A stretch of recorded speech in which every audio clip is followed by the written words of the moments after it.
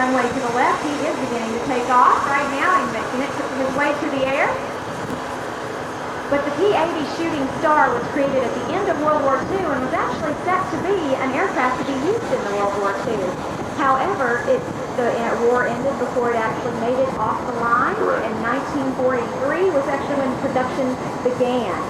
And what happened after World War II was that you had all these young military aircraft pilots who had been trained on the turboprop, and they were transitioning to this more powerful jet engine in the P-80 one-seater, and they weren't doing quite as well as the instructor pilots who weren't with them wanted them to be doing. So at that time, Lockheed redesigned the P-80 and made it the T-33 simply by adding 3 additional feet and a back seat for an instructor pilot with full controls. So they just lengthened the fuselage 3 feet, put another seat in there with the controls, and that's where the instructor's at. That's right, and they had more young men leaving pilot training to go fly jets at that point. So Jerry is just now coming around to come from our right. He'll be inbound, and he is going to be doing a fast banana. And although this is a 50-some-year-old aircraft, it still will be coming by between 300 and 350 knots. But the fast banana, if you've got your camera with you, is a great way to get a shot of the T-33 because it'll be lying flat towards you, so you can get a nice, almost overhead shot. Here he comes from the right now.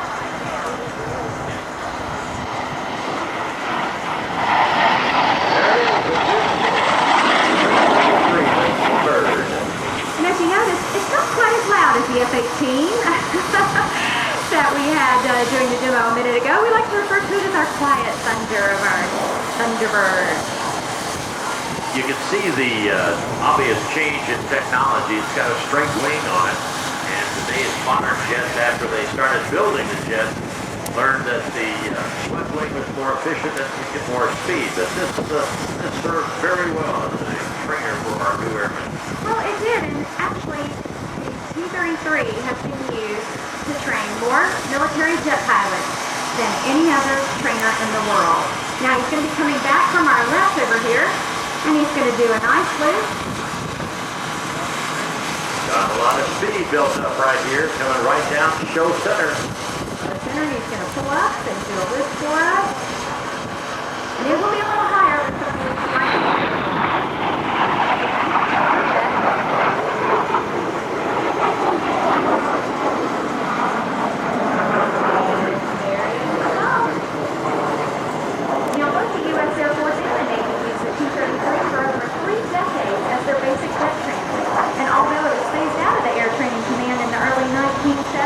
It was still used as a proficiency trainer and for senior officers and on other missions.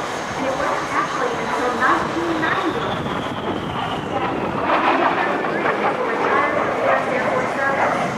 Now, Jerry is going to go immediately into a Q&A, which will be 2 loops. He's going to come over here from our right, he'll come down, and then he'll come from the left and do another loop. If the wind wasn't quite so windy, you might actually get some of that smoke trail to be able to see the actual smoke with your eyes. Back to the other side of the 595. Now, Canada actually kept their T-33 in service until as late as April of 2005. And the T-33 is still being used by countries such as Turkey, Greece, Japan, and Thailand.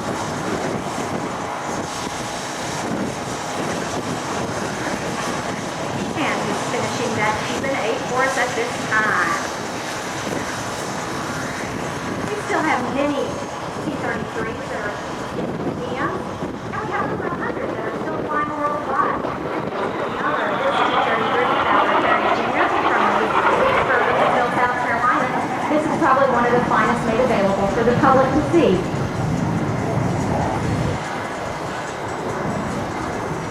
During the Korean War, the T-33s were actually used for armed reconnaissance and as a fighter bomber for ground interdiction. 60 years later, the T-33, as I said before, has been used to train more jet pilots than any other jet trainer in the world. Over 6,900 were actually built worldwide. Now Jerry's coming back to my right. He's going to do a barrel roll. nice and slow.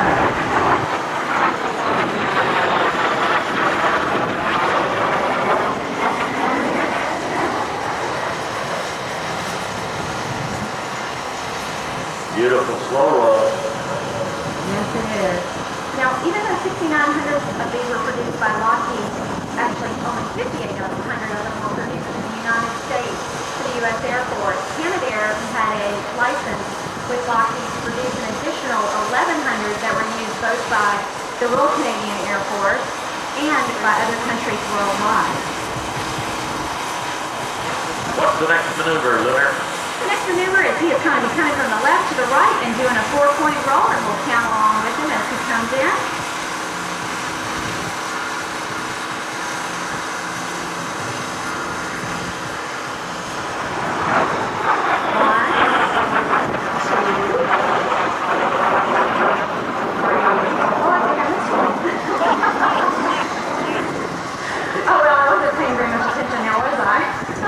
Good thing it wasn't an 11-point roll. You'd have to take your shoes off to count that one. I know. Now he's going to be coming back from the left to the right, doing a nice knife edge pass. Again, he'll be coming by about 300 to 350 knots. Now, this airplane itself was built in 1958. It was one of the last ones off the assembly line by Lockheed. It actually served in the U.S. Air Force from 58 to 76, and then went to Yugoslavia from 76 to 86 before it returned to the United States.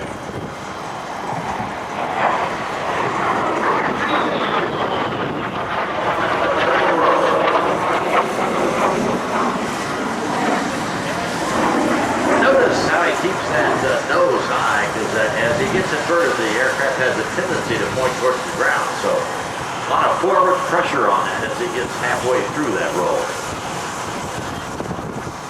Now this airplane was actually purchased in 1990 by Randall Haynes and Fowler Carey Jr. from South Carolina. And they spent 2.5 years overhauling both the airframe and the engine. And at the end of that 2.5 years, they painted it in the U.S. Air Force Thunderbird scheme as a salute to our soldiers both here and abroad. And here comes that fast knife edge. All right, airplanes are not designed to fly by this. A lot of power, a lot of top rudder, a lot of wind. That's right, there's a lot of wind blowing at it today.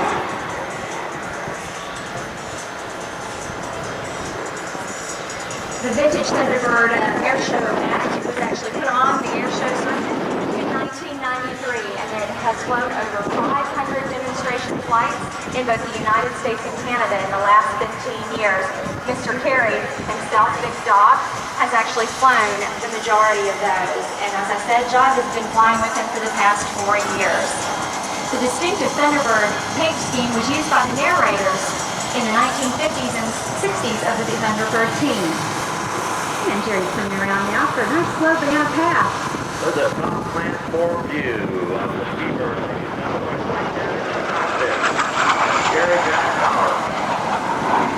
And he's going to come back by from the left to the right again for one last patch, just to do a pitch up at the show center before he comes back around to land for us today. Lunar, you fly with John. How high do you fly normally now?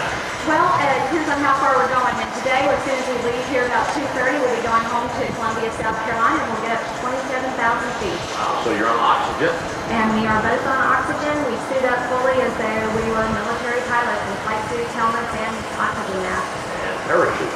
And parachutes. Yes, we do have ejection seats for safety. Very good, very good. Here he is, ladies and gentlemen, in the T-Bird. And there's our pitch to the center.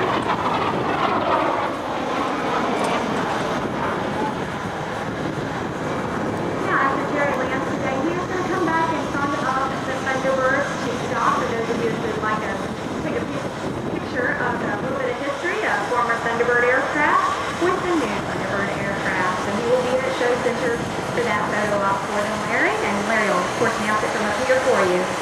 Little living history here, ladies and gentlemen, with the T-Bird. Lunar, thank you for coming up and sharing the information about this beautiful aircraft with us. We love to see you guys at the air shows. It brings back a lot of memories for a lot of people. Well, we enjoy it, and we thank Big Dog for allowing us to bring his aircraft to these shows and show it to everyone. Thanks, McGuire, for having us here, and thanks to Larry and Ralph. Thank you. Francisco Barragan. Francisco Barragan. Report to Lost and Found, please. Lost and Found is